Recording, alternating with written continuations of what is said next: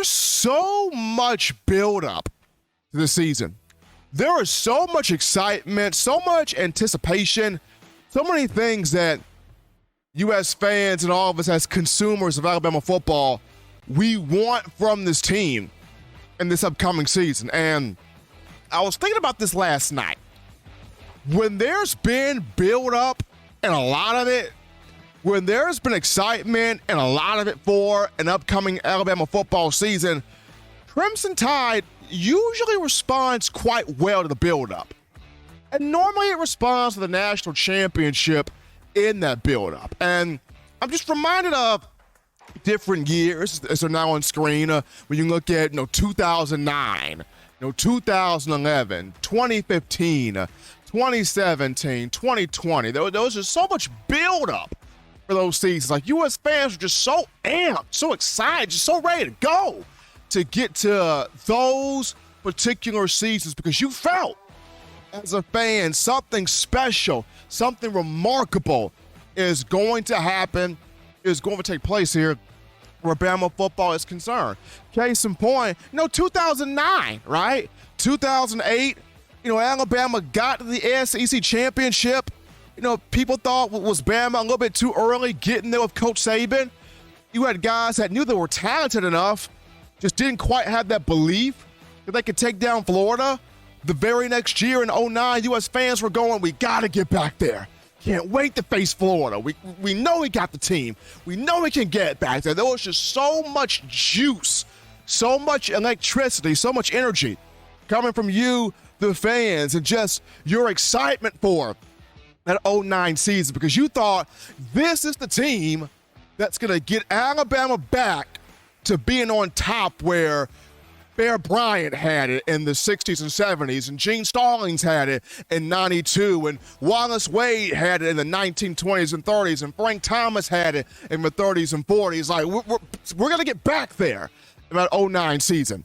And what happened? Alabama got back there, ran the table, won undefeated, perfect national championship season because there was so much excitement, so much build-up going into that year. I look at 2011 the same way. 2010, U.S. fans were disappointed. It was, how could Alabama lose 3 games in 2010? How could it lose to South Carolina and Steven Garcia? What?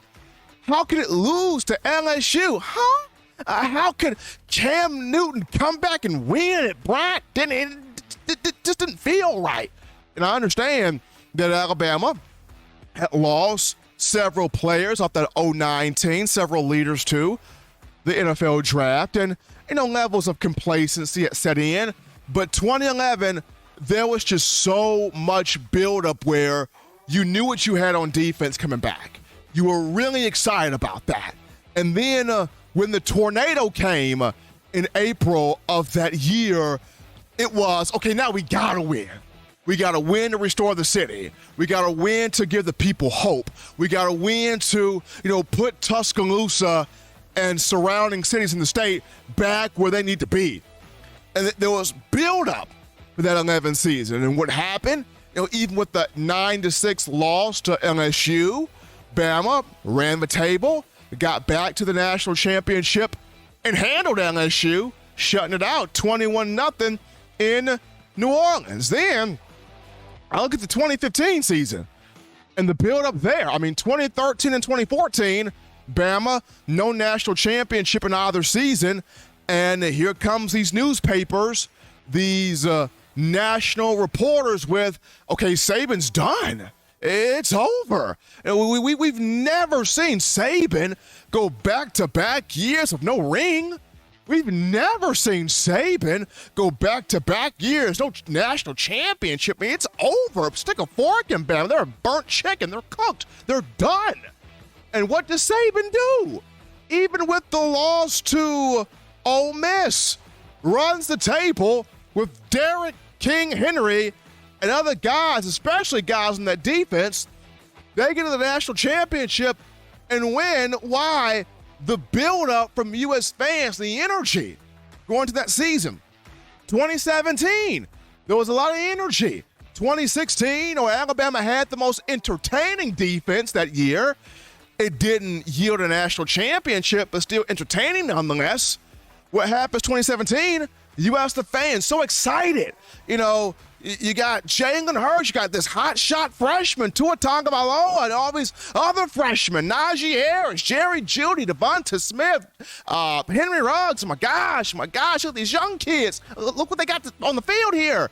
And the guys on defense, well, so much energy infused. Alabama, even with the loss to Auburn in the Iron Bowl, didn't keep it from getting into the college football playoff and winning a national championship. And then 2020, oh man, the energy.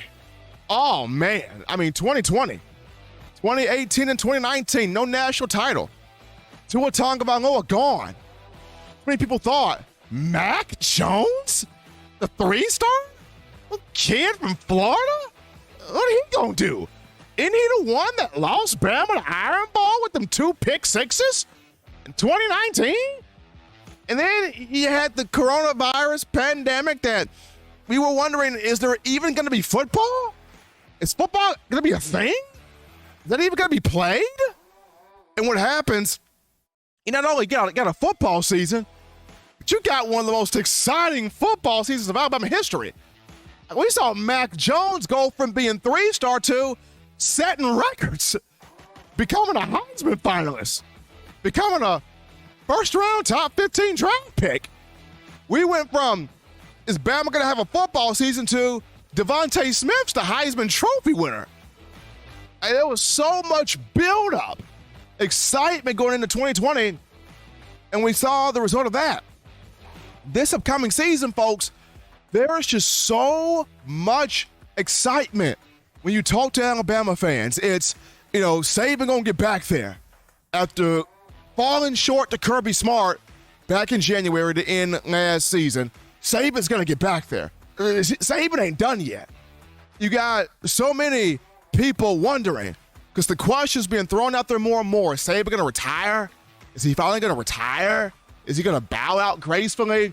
And Saban's answered the question time and time again. I'm not retiring. I don't want to retire. I love what I do. Enjoy what I do. Passionate about what I do. There's just a lot of excitement going into this year. U.S. fans wanting to know, can Bryce Young become the first player to go back-to-back Heisman Trophy since Archie Griffin? Can Will Anderson break the Derek Thomas record of 27 sacks that has stood since 1988? And if he were to average 3 sacks a game this season, he can get that. U.S. fans wondering, offensive line, what's that going to look like? Defensive line, does Bama got those animals? Secondary, what's the secondary going to look like? Just a lot of build-up, just a lot of excitement, just a lot of energy coming into this season.